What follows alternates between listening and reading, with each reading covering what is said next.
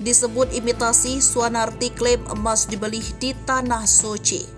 Pihak Bea Cukai Makassar, Sulawesi Selatan memastikan 180 gram emas yang dikenakan Suanarti Daeng Kanang adalah imitasi. Seperti diketahui, Suanarti Daeng Kanang sempat viral karena tampil glamor saat pulang dari Tanah Suci. Humas Bea Cukai Makassar, Ria Novikasari, mengatakan emas imitasi itu diberi Suanarti di Arab Saudi. Dia juga mengatakan Suanarti cukup kooperatif saat diperiksa Bea Cukai terkait ratusan gram emas yang digunakan pulang dari Tanah Suci.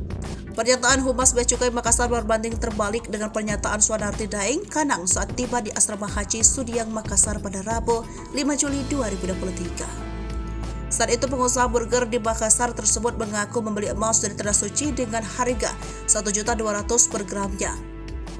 Kendati demikian, dia menyebutkan tidak semua emas yang digunakan dibeli dari Arab Saudi. Dia mengatakan ada 80 gram emas yang dibawa dari Makassar. Dia juga mengungkapkan alasannya membeli emas di Tanah Suci karena merasa ada kepuasan sendiri. Bahkan ia mengaku lebih berkarisma. Suanarti mengaku harus menunggu selama 13 tahun untuk berangkat ke Tanah Suci. Bahkan, 2 hari sebelum berangkat ibadah haji dia mendapat cobaan karena harus menjalani operasi batu ampado.